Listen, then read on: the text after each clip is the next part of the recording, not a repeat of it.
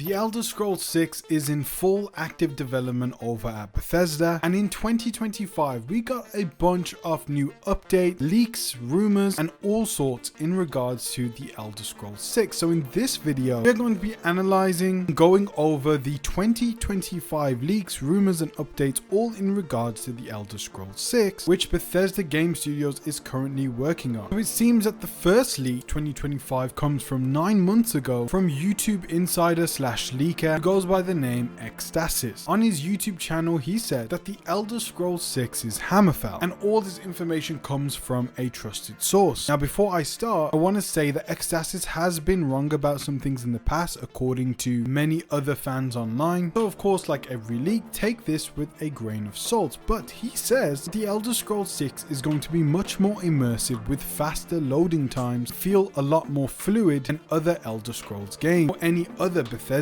game. The game is going to be taking place in Hammerfell and High Rock, as that region has tons of lore. The game will also have naval battles and also shipbuilding, which is inspired by Starfield, and marine underwater exploration and explorable islands off coast. Dragons will also return, and not only will they return, they will likely have a role in the story. He also hopes that the game will not just copy and paste dragons like Skyrim and have them be there just for the sake because they were in Skyrim. He's also said that the game will have 12 to 13 big cities like Skyrim Solitude, Whiterun, all the major cities. This time we're going to have 12 to 13. The progression system is also much more flexible, abandoning classes for a natural progression and better combat. The game will have fortresses and village building alongside settlement building, and the game could be shown in July 2025. Now, of course, the game being shown in July 2025 never happened, and is another case of Extasis sometimes being wrong with information. However, the other things seem like they could definitely be a part of Elder Scrolls 6. With our new technology, of course, there's going to be faster loading times, but just like some other leaks have claimed, the game will flow a lot more because there's going to be less loading times within the game. So when we enter certain buildings, smaller buildings, there's not going to be a load time to get into that building. However, there is likely going to be load times when it comes to big castles and big palaces, but with other smaller buildings, houses, shops, all that kind of stuff is likely going to be no loading times at all. This will allow the game to flow a lot better. As for the game setting, I think it's pretty much been confirmed that it's going to be Hammerfell. I see a lot of people speculating whether High Rock is going to be part of the game, and it does seem like it is going to be a part of this game. Even if it's not including in the base game, it likely could be a part of a DLC, but of course we'll have to find out. Now, when it comes to naval battles and the shipbuilding aspects, it's very likely that this is something that is going to be a major addition for the Elder Scrolls 6. Since Starfield, of course, has already shown off its spaceship building mechanics, they spent a lot of time. That is such a great system in Starfield. A lot of people have had thousands of hours of fun just in that mode alone. It's obvious that they want to bring that to Skyrim, and they're likely going to want to bring that to Fallout 5 so that they can keep expanding on those systems and keep players occupied within their game worlds. Now, a Bethesda environment artist actually let it leak some of the inspirations that are going to be for the art design of the game, and he did showcase water with different types of fishes. It does seem like water and the sea is going to be a big aspect of Elder Scrolls 6. So this really does lead me to believe that yes, naval battles, shipbuilding are all things that is very plausible to be in the Elder Scrolls 6. Also, when it says marine and underwater exploration, as I said, the Bethesda environment artists seem to be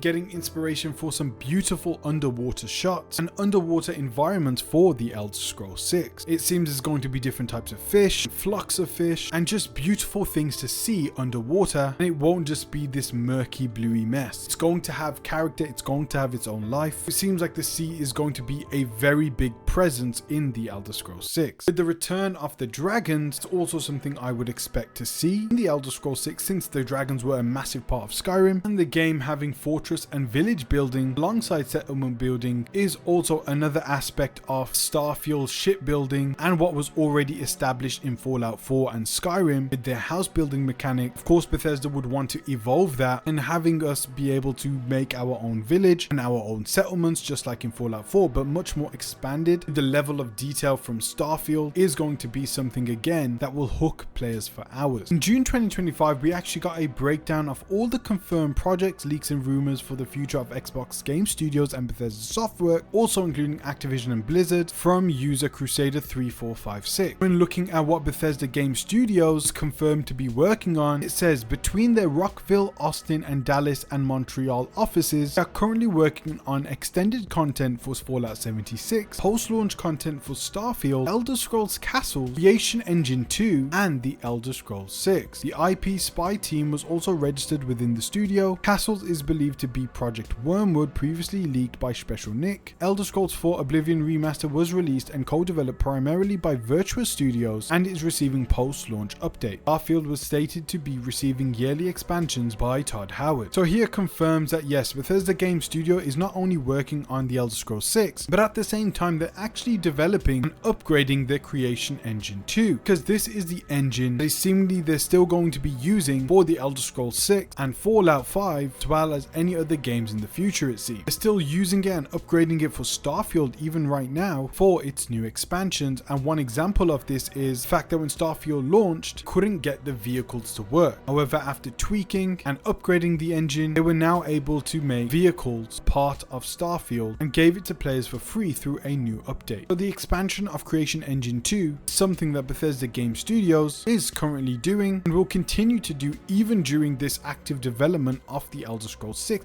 and likely even through the active development of Fallout 5. Then insider Jez Corden in June stated that he started hearing rumors about Elder Scrolls 6, which makes him think that more people at Microsoft are privy to it, which in turn makes him think that there's an internal trailer going around. Then a month later, Jez Corden affirms he knows of an internally circulated trailer for the Elder Scrolls 6. He says that he has good reason to suspect it and that he knows that there was an internal trailer going around and that it could have been shown at the Xbox showcase. However, instead they chose to close it with Call of Duty, which could also mean that Bethesda don't really want to reveal it right now because they still need some more time to get it up to the standard that they want to deliver it at. He also says that of course it's getting closer, but this basically almost confirms that yes, the trailer is out there for the internal team at Microsoft and the developers behind the Elder Scrolls 6. This may be a trailer or gameplay demo to kind of show the upper heads of Microsoft Gaming and Xbox CEOs of what they're producing so far, and if the higher ups are happy with it, and kind of get an opinion from everyone that matters at Xbox. Then a couple months later, again on his XB2 podcast, Jez Corden says that he had heard that Elder Scrolls 6 is currently quite playable. He states that he heard Elder Scrolls 6 was currently in a quite playable state. In questions on this, he said, put it this way, when we did our predictions for the showcase and talking about the internal trailer, that the Elder Scrolls 6 was going to be there, for me it was having to do something with what he heard behind the scenes and took an educated guess. Then we got another leak just 2 months ago in September 2025 from Extasis stating that he knows the possible release date of the Elder Scrolls 6. Supposedly, Extasis heard that Elder Scrolls 6 planned release date window is December 2027 and that it will be revealed soon, most likely referencing the upcoming Game Award. Now, as we all know, Extasis is wrong more than often right. This should be taken with a pile of salt. However, many have speculated 2027 to be the planned release date of Bethesda's newest entry to Elder Scrolls franchise. Now, this doesn't seem like it's more of a leak. This seems like more of an Extasis prediction. And yes, anyone could claim that it's 2027 or 2028. They'd likely be right. Then we actually got a huge 4chan leak for the Elder Scrolls 6. Now, because it's a 4chan leak, of course this could be absolute baloney, but the leak is quite extensive. Because we're covering all the leaks of 2025, let's break it down here, as I have broken it down in a separate video, but I will go over it right now. So, the leak claims that it won't spoil any story details and that they know very little as of now. Bad news first, if all goes well, it's going to come late 2028, which does contradict Extasis, who said possibly December 2027. It says that the protagonist is a prisoner implied to be a pirate on a small prison island near the city of Sentinel. He wakes up during a riot, leaves the island on a boat impersonating a messenger, arrives by boat at a port of Sentinel at dusk. This will be the big world reveal moment. This is where the tutorial area ends and the game begins. It states that the cities and villages are open. Now to drop a bomb, most of the small buildings are open. But what's going to be locked behind load times are big buildings like palaces, keeps, guild halls, inns, etc.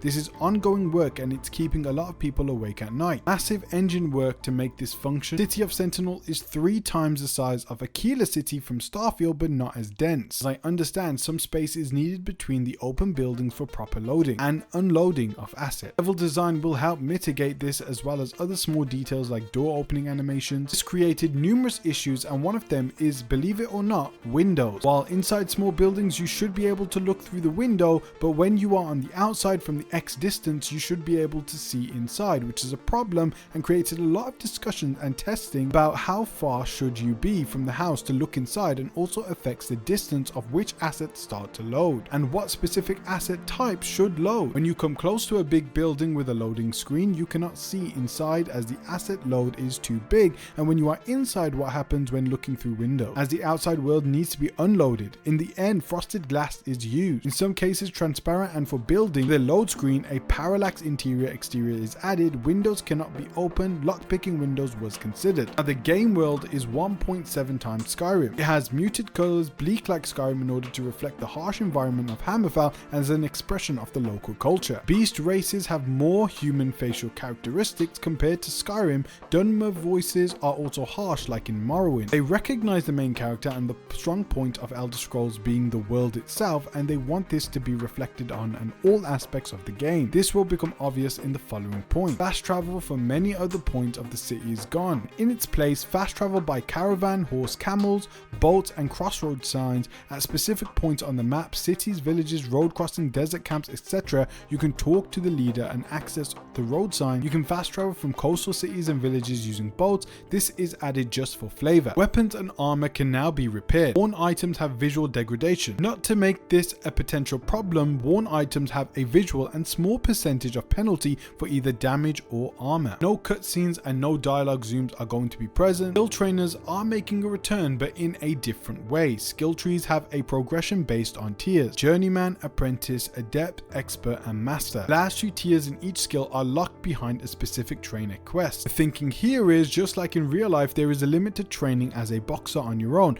until you get some help from a good coach, and also makes for a more realistic world. You can find journeyman and apprentice skill tomes and spell tomes in the world, in stores, and quest rewards. Adept and expert needs to be trained after finishing a specific quest. Upon reaching the limits of expert, you will be referred to a master trainer. Multiple adept and expert trainers, but there is only one master trainer, and NPCs will sometimes talk about them. Skill books will not give reward 1 point increase to its associated skill, but reward 1 perk point to the associated tree. This will make them more valuable and will make the player go out in the world and explore, steal, seek out shops, bookstores, etc. Each skill tree has a fixed number of perks acquired from skill books. New to Hammerfell are skill tomes that add specific skills to weapon. Just an example, shield bash is an adept skill, while parry is an expert skill. A combo system is added to weapons and will tie into trainers. The weapon skill is in early design and don't know more about it, but they want melee to be more dynamic and to reflect the lore and skill of the Red Guard. 1 additional armor slot is added, left and right gauntlet. Each one has a specific effect tied and will add more variety to builds. If building a spell sword, right gauntlet will have sword damage or physical damage related stats, while left gauntlet can add magicka or spell damage related stats, or use both for one specific stat. Unrelenting Force is now a spell. New spells are added. You can pick up enemies with a spell and push them with another. You can also pick up items and use them as projectiles. Now I did break down this leak in a separate video, and I'll leave that in the description pin comment section below. But again, this is a 4chan leak and could be absolute baloney. I thought it would be interesting to go over it here, so let me know in the comment section below. Do you believe this? Is anything here viable? Some things do sound believable, but you can make these things up, and no one else has kind of verified this, so we'll just leave it at that. Anyway, the final update of The Elder Scrolls 6 in 2025 so far is of course from Todd Howard. This is coming from videogameschronicle.com. The article reads, after 7 years after announcement, The Elder Scrolls 6 is still a long way off, Todd Howard says. Speaking to GQ, Howard said that the game is still a long way off, adding, I'm preaching patience, I don't want fans to feel anxious. Howard also noted that he doesn't like announcing release dates for games, then having players wait a long time for that date to arrive. I like to just announce stuff and release it, he explained. My perfect version, and I'm not saying this is going to happen, and that it's going to be a while, and then one day the game will just appear. But Howard was asked if he wanted Bethesda to shadow drop The Elder Scrolls 6 like it did with Oblivion Remastered. He replied, you might say that was a test run, it worked out well. Elsewhere in the interview, Howard claimed that Bethesda Game Studios has hundreds of people working on Fallout right now, with 76 and some other things that they're doing. So yes, Todd Howard's claims of being a long way away still can fit either rumor of saying it's coming late 2027 and late 2028. What's absolutely confirmed is that the Elder Scrolls 6 is in active development, it's going to be a long while yet, and that Bethesda is not only just working on the Elder Scrolls 6, but it's greenlit Fallout 5, it's working on Starfield expansions and Fallout 76, as well as upgrading Creation Engine 2 to match their needs. Todd Howard did state in the past that he wants the Elder Scrolls 6 to be the ultimate fantasy simulator, and after Starfield's reception, which isn't doing the numbers at all what Bethesda wanted it to, Starfield was supposed to be a decade-long game. It does seem like a lot of the player base has died off. The only way they can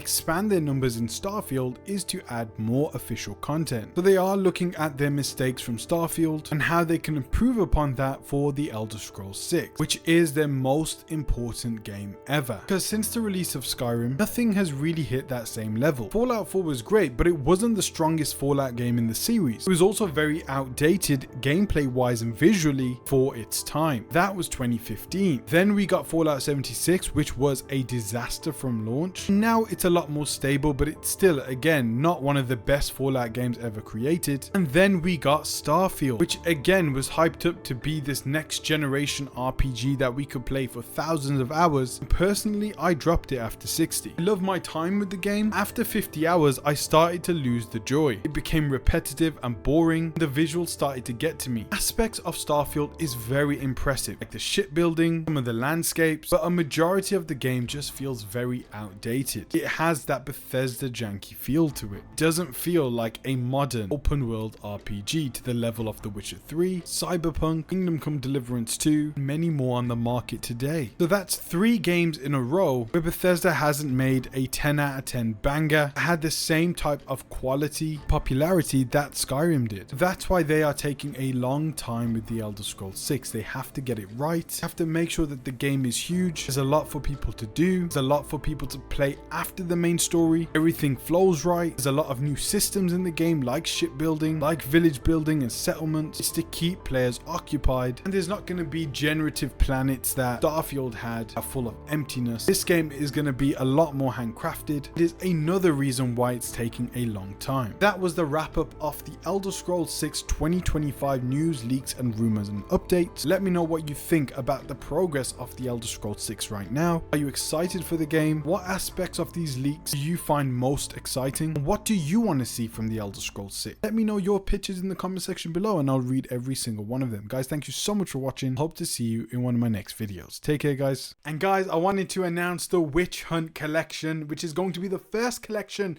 that will be available on the Balboa Club store when it launches. This specific collection is inspired by the Witcher series and the dark fantasy genre. This is a brand that I've really wanted to make for a long time. I didn't just want to make merch, but I wanted to make something special, something that mixes the really cool designs of the wrestling world with the things that we love the most, video games. And of course, the first design had to be inspired by my favorite game of all time, The Witcher 3. So this is something special that I've created for you. I want you to join the club, and I will announce when the store is about to launch through this channel. Now we're even going to TikTok and Instagram. Thank you guys so much for watching. Peace out, God bless, and join the Balboa Club today.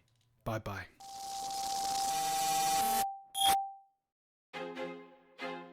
I feel like I'm losing my mind. Is everybody in the world blind? Please, Lord, give me a sign, a sign.